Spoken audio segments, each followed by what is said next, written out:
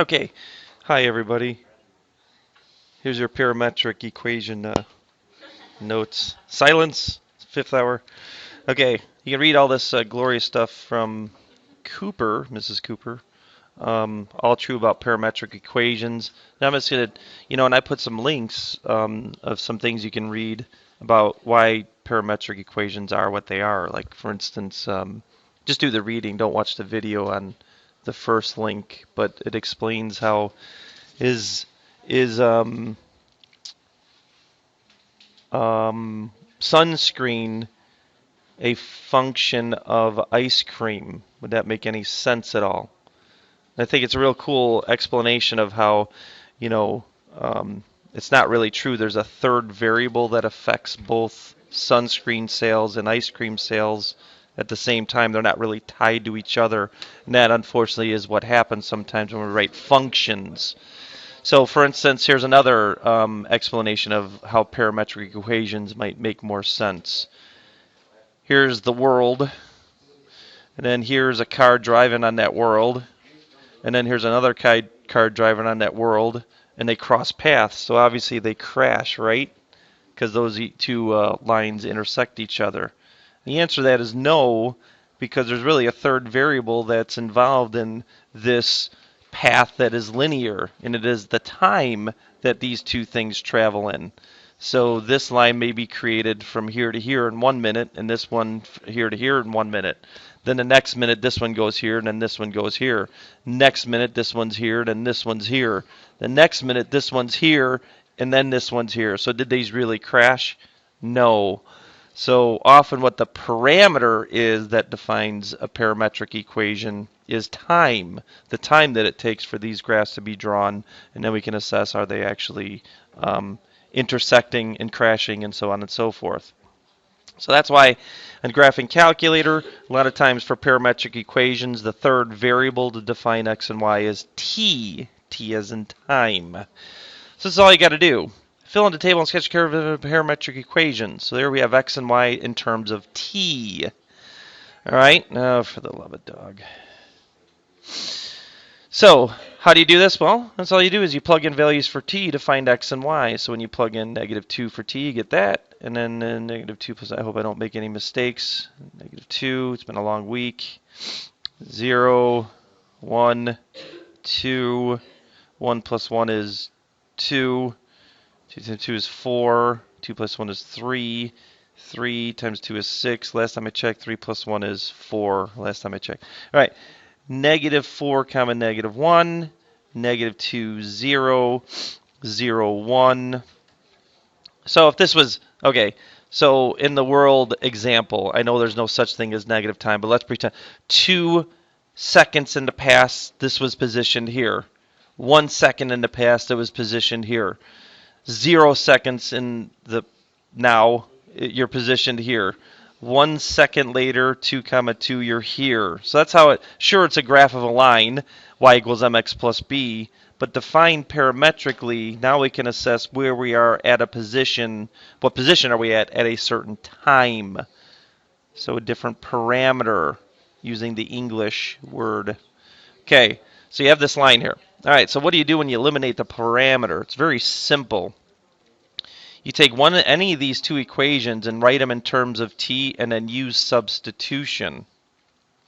So this is t equals x over 2, and then I take this and I replace this for t in the other equation, and now you have eliminated the parameter, and that is the graph of this line, slope of 1/2 and a y-intercept of 1.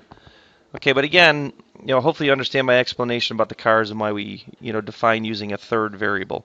More than likely it's time, but sometimes that different parameter could be something else. Read that first reading; it's kind of interesting. All right, but now this was restricted for some reason from -2 to 3 for t values, and this is what it created for x values.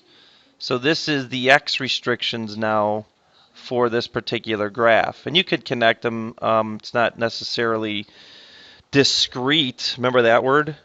Discrete from last year where No decimals, no fractions, so on and so forth. But since it's defined from only -2 to 3 for t, then this new function without the parameter is only defined for x values from -4 to 6 because of what happens in the chart. Next, how much time have I done so far? 5 minutes. Boy, do I blabber. Holy cow. -2 squared is 4.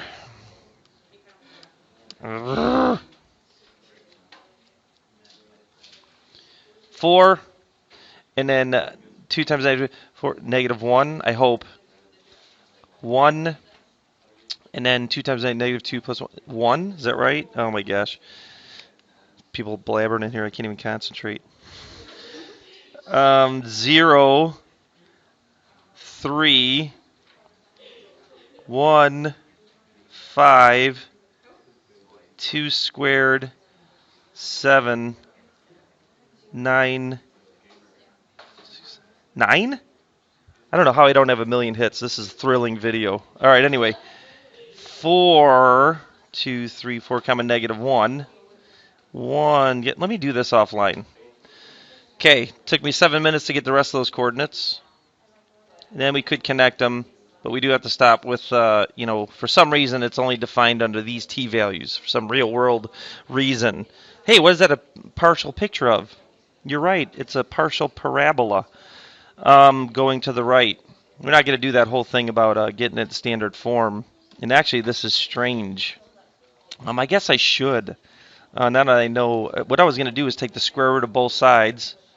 By the way, I'm coming after you and your family if you don't make that the square root of.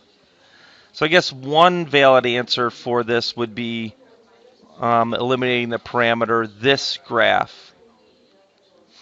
But it's defined only for x values. Look at what happens for these x values. You can only use it for x values from 0 to 9 is what occurs. And that's strange because you got to be careful when you plug in 9, you're restricted on this part as well. So it's probably not the best thing to do here. We should probably write this in terms of what happens, in our other, standard form of not having a square root equation. So that little thing is a little too much in detail there. But what I'm going to do is go the other way and solve this one for t. Divide by 2, right? No, never was good at math. Subtract 3, then divide by 2, right? Subtract 3, then divide by 2. Then take this and plug this into that, which is quite a bit more challenging than the other one. All right, offline I'm going to clean this. There you go. I got it in standard form. It was actually a lot easier than I thought. And now what you should say is, okay, this is now the graph and only definable for y's from -1 to 9. Okay, and then when you plug those in, you'll get those corresponding x values that makes this picture. Little weird, I know, but just know how to eliminate the parameter by solving for t and then plugging it into the other one. This one's real Mickey Mouse. I don't really think I want to cover it too long here, so I'll fill it out and just discuss it. Hopefully what you recognize is, and let's think about eliminating the parameter, how redonkulous that is. This is obviously something that has a vertical asymptote at x equals 1, a horizontal asymptote at y equals 0 because of the nature of these values you're getting. As you keep going out bigger and bigger for negative x's, which is the wrong way to say that, these numbers get smaller and smaller negatively and approach this. You get 0, -1 as a coordinate. And then actually we didn't get a chance to put this in the chart, but as you get closer and closer to 1 from the left side, you go off to a negative infinity. Closer and closer to 1 from the right, you go off to positive infinity. That's old school stuff that we've talked about here. So this is, it didn't have any restrictions in the parametric equation before, but there is a restriction about t can't equal 1. So therefore x cannot equal 1 in the eliminated parameter equation. All right. Crazy stuff, I know. And then I'll do the last one offline and just discuss it. Okay, can't plug in negatives for x because you can't take the square root of negative. So we have to start with 0. 0, 0. Wrong. 0, 1. 1, comma 2. And then let's just go all the way out to 2, comma 3. 2, comma 1, 2, 3. Now, is that right? 1, comma 2, 2, comma 3. No, I swear to 4. Sorry. No, never mind. 2, comma 3. Getting myself all discombobulated and confused.